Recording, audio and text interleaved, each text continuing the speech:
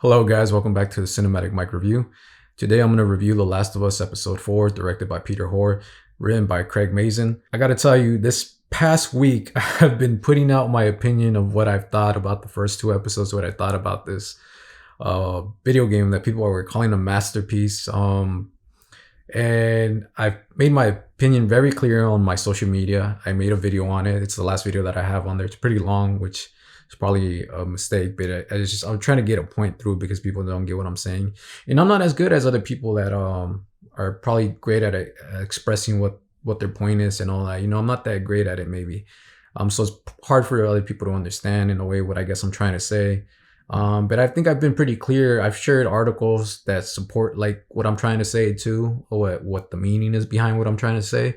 But people still don't understand. I've been like freaking getting like these my own like friends, people that I have on my social media that were from the past, coworkers, seem like they're taking it very personal. That they're texting me, they're freaking going on my comments and just trying to like, I think their goal is to try to make me look like a fool or something, or and I'm like, seriously, you're gonna take it like that personal? Like, dude, people freaking trash like the directors I admire, the films I like. Even these people, my own friends, have done that.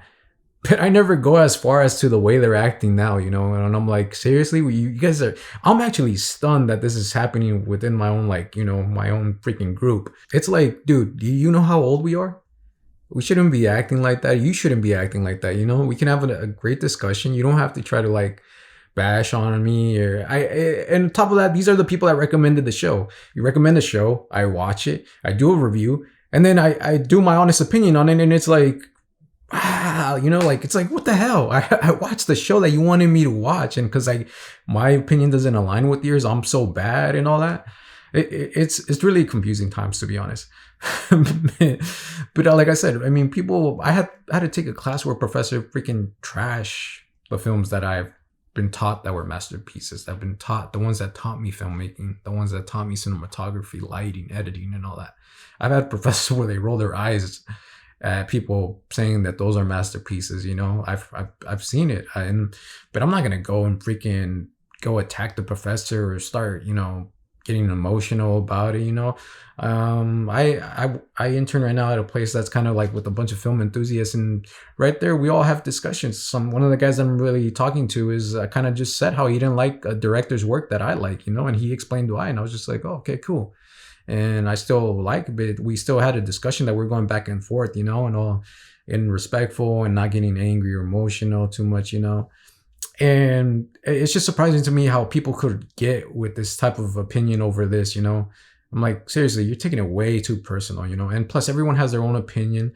The way I felt that someone was on my social media, which I don't know if that person saw my video, and because he started commenting like the next day and started to trying to like make me look, I think his goal was to make me look like a fool and all that. Saying that my arguments were bad and this and that, which I don't know, maybe they are, but I'm damn sure glad it's not as bad as his argument on Avatar. That's what I'm sure glad I am. So I was just like, damn, I got to a point where I wasn't even gonna watch the episode anymore. I was so excited for this episode. I was actually excited kind of because I'm like, all right, people are applauding this episode. The critics are applauding it really well. Ever since the first episode, I had already read about it that everyone's like, you can't. The episode 3 is one not to miss.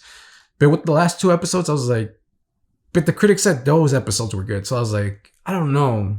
But I was like, I gotta see it for myself. Let me see, because this is getting applauded like a lot. And it got to a point with all this negativity, this like hatred and all that stuff, and kind of bringing that part out of me where I'm kind of adding on to it, what made me feel a little bit uncomfortable. And I was like, I don't even want to watch this damn show anymore. I really don't want to have anything to do with it. I don't want to associate with it at all anymore. But then I was like, you know what? Just put it on. Just check it out. Let's see what goes on here and put it on. And put it on, I did. And I got to tell you, episode 3, long time, that's one of the best televisions I have seen in 2023. I got to a point in this episode where some of my eyes are getting right there right now, where I was just watching it and I didn't even realize how my eyes were like getting all teary. And I don't even know when it started to when it ended. I didn't even calculate from what time it started to what time it ended. But even past the time it ended, my eyes were still like watery. And I was like, holy crap. I was like, I don't know what the hell happened, you know? So I put it on and I check it out. And then the first thing I notice is like, okay, you guys are framing. I think Ellie and Joel are by a creek and cleaning up or something like that. And then right when I see this creek and the framing of it, I'm like, okay, you guys don't tell me we're at the No Country for Old Men level where you're basically going to do the way you've been ripping off of The Road, Children of Men in 1 and 2. Now we're at the No Country for Old Men level. And this whole thing is going to be a No Country for Old Men. And I'm like, please don't let it be that. But then it moves on. Still kind of cliche with the tropes of the post-apocalyptic, The Road, Children of Men, and a little bit of framing, cinematography, I guess, close to what Deakins and the Coen brothers were doing. And, you know, Ellie and Joel are on their way to a friend, Bill's house, which is played by Nick Offerman. And on their way over there, you know, Ellie starts asking some questions to some things that are out on the world, you know, and things that she's curious about, you know, like anybody young would be. I haven't played the game, so I don't know much about Ellie, and besides kind of a cliche stuff that I've seen 1 and 2. But here it felt a little bit much more interesting than it did in 1 and 2. Something about it felt more interesting to me here than 1 and 2. And Ellie started asking questions about like the plane and other things that were out there. You know, so you got it makes you think about the world and everything, you know. And this episode goes back into a time, it's focused more on another character. It's a character kind of study type of story right here. And it focuses on Bill. And Bill is someone that survived. Again, cliche, reminding me of the Crazies, reminds me kind of even Joel still kind of reminds me of the Walking Dead Rick Grimes in a way. You know, so it's kind of a thing that right now it's kind of tiring already. But right here with Bill, it gets a bit interesting, you know. It's still, again, like I said, we've seen this before. The person, you know, the one that has all the traps, the one that was protective, the one that was the one with all the weapons, the traps, the gates, and everything. The one that knows how to handle stuff, the security, and all that. You know, you ain't gonna mess with me. I'll destroy you and all that type of thing. We've seen that before. It's not new. But what's interesting here is that he ends up meeting someone, which is Frank, played by Murray Bartlett, I believe. I hope I pronounced his name right. And he meets this person that falls into one of his traps, and he's kind of very like, who the hell are you? Like, and he feels like he doesn't know whether he's a threat or a cool person. And he ends up letting him in because he's hungry, and he ends up making him food and all that, you know. And I didn't realize how much when like he starts eating this plate that he starts like appreciating it, or that it tastes so good. And he ends up bringing up a point. Bill does that. Anything tastes good when you're like been hungry for a long, long time. And, you know, I think it was something like that kind of got my attention too, you know. And I didn't know whether I was going to like this episode or not, but I stuck to it and I kept watching it. It caught my attention. A lot of things. I got interested in like how it was jumping from time to time. You know, how Joel ended up meeting Bill at a certain time. Frank became friends with Tess and all that. I do think they messed up with Tess, to be honest. I think if they were going to do something like this, I don't know. I have a feeling that the way they did her story should have been a different way. Because I still think it's weak in the last one. And it could have been more impactful if you found a way to do it better. Still with this episode, the same, no moving. But if the other episodes kind of did something different, because I was like, this is great right here. This is great. But when Tess died, I didn't really care. I barely knew her. You know, so I don't know. There was something that maybe, but I don't know if they'd be able to do it. I just feel like there was a much better way to handle that. And especially when you had an episode like this, it would have been much better for her death to have played out in a more emotional way for me, I guess. Some people said it did hit them. Some people probably in agreement with me, where I'm like, I didn't care for her. I barely even knew her. Even when Frank comes here to meet Bill, I could see Bill. Nick Offerman does a great job at acting here. He's wonderful here. And I started looking at him. I'm like, what's wrong with him? Like, something's wrong with him. And I was like, is it the human connection? Does he feel uncomfortable because he hasn't had like a human connection in a while? Like, what is that? Like, why is he acting strange or like odd, or very fearful of a person right in front of him, you know? In a time like this, it's like, who wouldn't you be? You know, it's way different. You haven't seen a person, you haven't talked to a person in a while. Maybe you'd get nervous, you know? And again, probably like the first date or something like that, you know. And so I was like, that kind of got my attention right there, that whole thing of Nick Offerman kind of being like very odd to this whole situation. Again, talking about the little small things, I did love the things like Ellie asking some questions to some little things. I mean, kind of big things or things that we take for granted, you know. And one of the things that I love of 2022's All Quiet on the Western Front, which I did my review on, which I love, was not the action. It was more the whole how they appreciated like this small little thing, something that meant something, that was so small that it meant something. Whether it's a scarf, a beetle in a box, you know, a poster of a woman, you know. And right here, they're kind of like the food, Ellie asking questions. There's even this part where I love that Frank ends up meeting Joel. That's how they end up meeting, was because Frank was already in communication with Tess and they invited them over.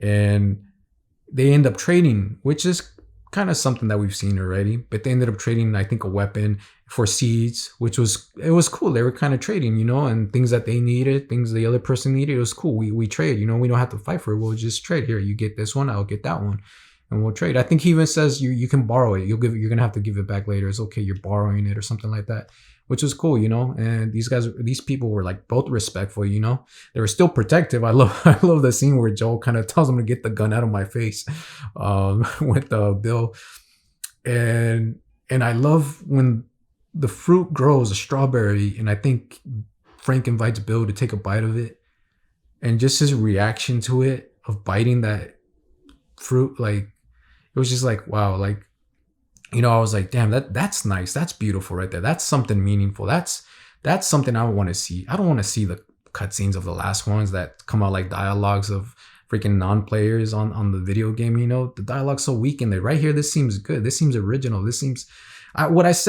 what I've been saying in the video that I did last, what I've been trying to say in my social media, expressing myself to people, friends and all that, is that why not try to make it a little bit different, meaningful, you know? Why not? Because when you're doing the game, it just doesn't really work, you know? It doesn't fit. So I'm saying, why don't you do something creative? You know, keep the spirit of what the game was. The game is already No Country for Old Men, Children of Men, The Road, The Revenant. It's like an amalgamation of all these 4 films that were converted into a video game. So when you make it into a live adaptation on TV or film, you're basically just making that movie again. So what's the point of that? You know, but there is a way you can go around it and still, if you're fans of the game, fans of movies like me, you know, I'm a fan of movies. So all I'm seeing is basically a ripoff of those movies, you know. That's why I said, if you make a movie of Red Dead, Grand Theft Auto, and you make it exactly like the cutscenes, exactly the same of the missions, it's like, but that was already done in Heat, Carlito's Way, Tombstone, Once Upon a Time in the West, all that, etc., etc. You know, you get what I'm saying? Why are you going to do that when you could just go watch the films? You know, but if you want to keep that spirit and actually make it an influence of those films, then do something like this, you know? I haven't played the game again, but things I've heard about it and articles that I've read, reviews, interviews, and all that, this seems like it's doing what I think I was trying to say, where it's like, don't be a copycat. Just do it, a live adaptation, but do it in a way where it respects the spirit, you know, the tone, the spirit of that, of what was great about the original, what was great about the video game, what was great about, I did my video where I said, you know, all these directors, they didn't do freaking word by word, scene by scene, live recreations of the graphic novel or all the other things, you know, but they kept the spirit of what it was and made it for the film going experience. This is TV though. This is like cinematic television. And this is what it's doing here. It's keeping what I think, from what I've been hearing of the game, it's keeping that spirit of what the game was. Now I can say this is an influence more than it is a ripoff of Alfonso Cuarón, John Hillcoat, or Inaruto. This is more of an influence that I feel than it is a ripoff of the other two that feel more like that. this is the way I think it should be handled. The other two basically take like the exact cinematography from the films, almost frame by frame, where I'm like, and that's what I thought with the opening of this. I thought it was going to be something like, with the No Country for Old Men, but they just did like a little homage. Now this is something where I could be like, okay, this is an homage. This is good. If this whole episode's here and just the only part that reminded me of No Country for Old Men was the beginning, I could see that as a little homage and not a ripoff, That's how it should be handled. I read an article where it said that, the strawberry means a lot, that there's a lot of metaphors into this episode. There's a lot of creativity, a lot of things that people can learn from, and this is a thing about growth, growing together, in a time where the world is basically gone, we've been in a pandemic too, this world's really like kind of gone, and I've read this piece where it said that the strawberry is kind of a metaphor for growth, which I loved. I thought that was great, comparing that to the growth of Bill and Frank growing together, and just loving each other in a time where there's a lot of hatred, where there's a lot of fear, and all that. And I thought that was a beautiful part of it, learning about these things.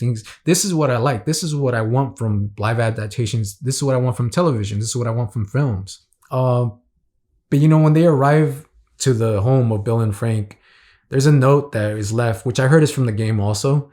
And there's this, Ellie has to read it because I think Joel tells him you just go ahead and read it.